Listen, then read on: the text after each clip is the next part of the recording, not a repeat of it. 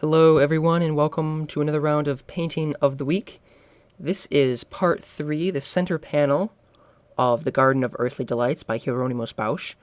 So we've been examining this painting over the course of several weeks now and are ready to move on to really the centerpiece of this composition, which is the center panel.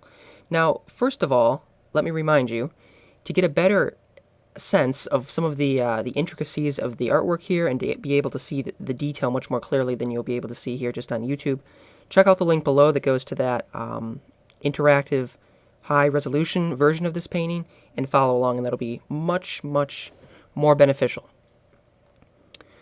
Alright, so with the center panel, the first thing that we have to notice is that the horizon line here is completely flush with that of the left panel, which suggests this sort of spatial relationship that exists between the two different panels, or the two different scenes.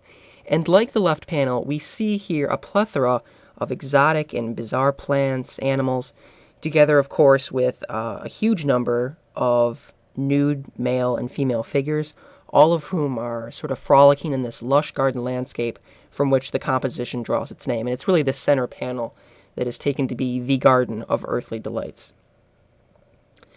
So the landscape is noticeably dotted with various types of some unusual things. These enormous berries, like fruit, and birds, too. Owls, ducks, and then strawberries, blackberries. They are even larger than the humans that surround them. Now, as for the humans in this painting, they're engaged in, I guess, let's say, various sorts of amorous activities, and somewhat shamelessly so, too. Kind of like the couple on TV shows, right, in middle school or high school that always have to mack in front of the main character's locker. That's what this reminds me of. And really the highlight of the panel's eroticism is showcased in and on this large blue globe that floats in that upper background. Now, for those humans that are not so carnally occupied, they really seem to be at one with this magical landscape. They're riding the animals through the meadows, and in the midground, they're frolicking in the water. But on the far right side of the painting, we find this group of black and white individuals who are covered with this sort of strange brownish fuzz of hair or fur, which is thought to represent humanity in its primeval stage. So these are perhaps the first primitive humans that Bausch has painted here. And particularly important is this man in the far bottom right corner of the panel who's standing and pointing at another hairy woman with that brownish fuzz in the mouth of a cave. Now, it's hard to see, even in the high-resolution version of this painting, it's hard to see, but the woman's mouth is blocked by some kind of plug or some sort of substance, and she's residing behind this transparent shield of, glass or some sort of plastic-type material, as if she's hiding something or keeping a secret. Both the substance blocking her mouth and the shield represent that. Now, the pointing man is interesting because he's really the only clothed figure in the entire panel. And that M-shaped brow line, which is very distinct, he has very dark brown hair, and that curious expression on his face really set him apart from all of the rest of the figures. He looks more Italian. He's got the look of one of the great Renaissance masters, and it's been suggested by various art critics that he could be John the Baptist or even Bausch himself, or, any of a huge number of other kind of famous Europeans. But among the painting's other highlights, we'll move on to some of the more bizarre things now. Let's see if you can find some of these. So there's a woman with a dislocated head who's sprouting flowers from sort of an unusual place. There's this giant bird feeding berries to a man who's laying inside this huge piece of fruit. We have giant fish walking on the ground, a couple floating inside this diaphanous bubble. Now, the bubble has these very visible cracks in it, which is important because it hints at the sort of transient quality of their carefree passion, right? Suggesting that this kind of emotional comfort won't last forever. And we also have, right beneath that, a man staring at a mouse in a transparent tube, and then also, very salient, a man carrying another person in this huge mussel shell.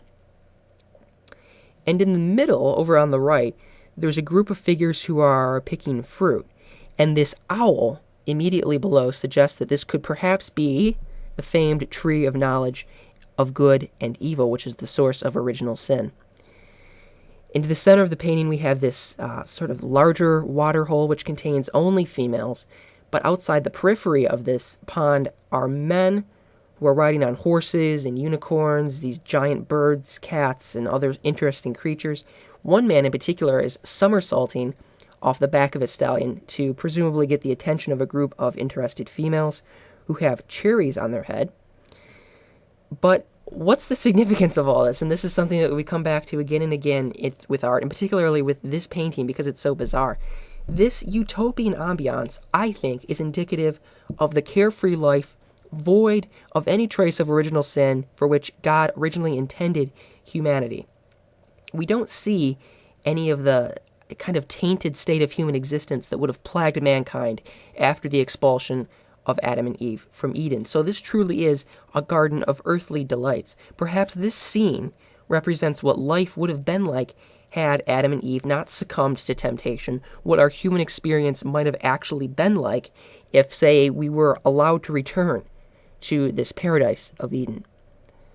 Lastly, I want to talk about this sort of connection that exists within this panel between humanity and God. That's something that we talked about in the left panel with the Adam and Eve, the actual tactile relationships as they reached out toward God. In the upper background of the painting, we can see various figures in flight. And I'm just going to move from left to right here. We see a man carrying a tree with a perching bird who's riding sort of a combination eagle-lion.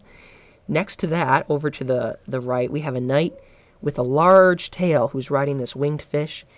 And we have two winged humans, one carrying a cherry and another one carrying a large fish and a falcon. And as I said, the fact that these figures are floating, that they rise up into the heavens, represents this link that exists between divinity and humanity, between God and man. All right, so thanks for sticking with me. I'm a little bit sick, so that's why I'm not as funny as usual. But hopefully I'll be back to completely normal soon, and we'll be looking at some new stuff the week after the next. We'll finish this painting up the next week, and I will leave you with a picture of a very cute owl that I was unable to work into the rest of the video. Have a great week, everybody.